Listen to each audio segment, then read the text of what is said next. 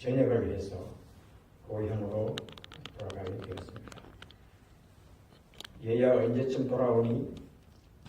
그녀는 반가워하며 말하였습니다. 어머니, 저는 곧장 집으로 가고 싶어요. 그런데 군대에서 저와 함께 온 친구를 데려가도 좋을지를 알고 싶어요.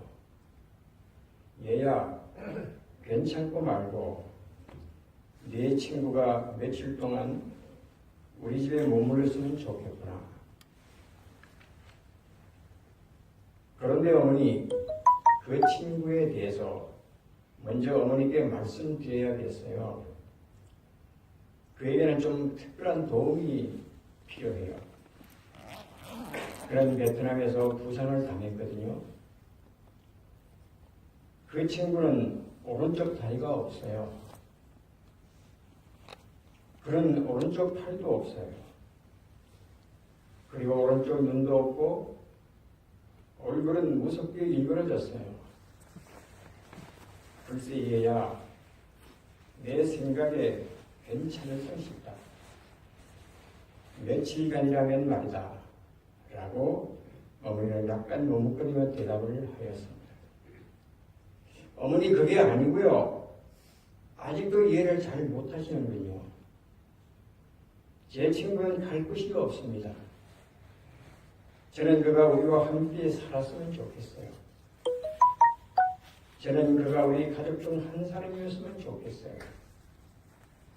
잠시 동안 침묵이 흐른 뒤 글쎄 얘야, 유감스럽게도 내 의견은 받아들일 수가 없구나. 너 혼자 오는 것이 좋겠구나.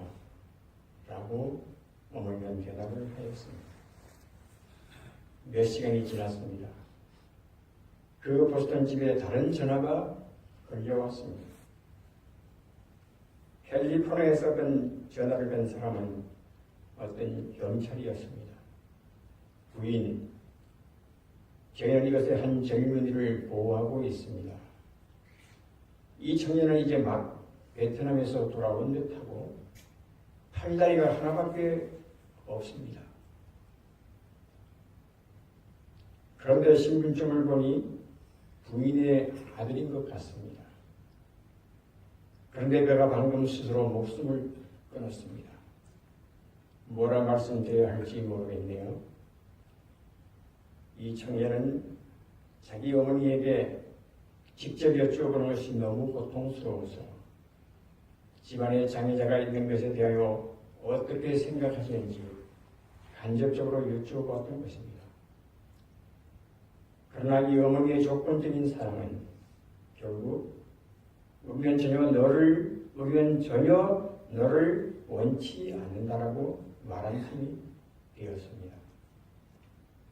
또 하나의 예입니다. 어느 마을에 치열했던 베트남 전쟁의 상흔을 간직하고 있었습니다. 그것에는 많은 민간인 부상자가 있었는데 그 가운데 몇 명은 마을 보건소에서 치료를 받고 있었습니다. 많은 수혈이 필요하였기에 혈액과 혈장이 곧 바닥이 났습니다.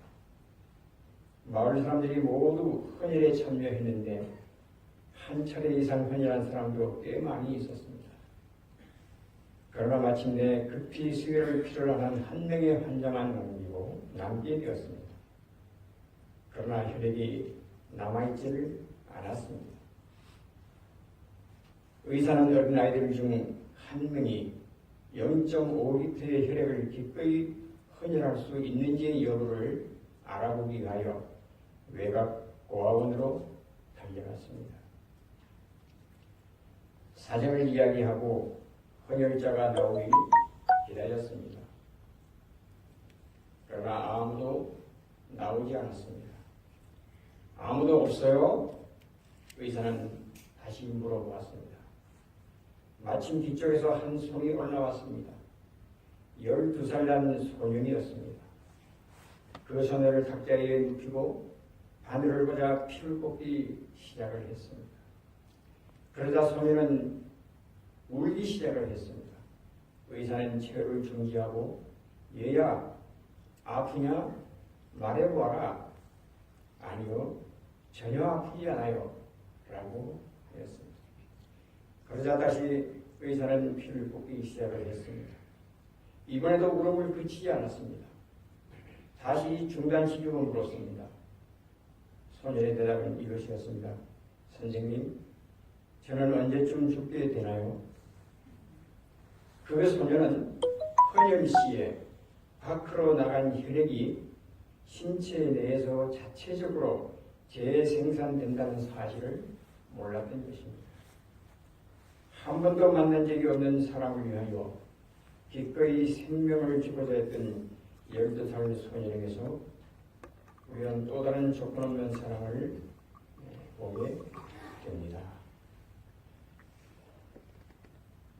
오늘날 우리의 문화는 사랑이라는 말에 대해 혼돈하고 있으며 이 사랑이라는 말을 모든 곳에 적용을 시킬 만큼 많은 사랑 이야기를 합니다.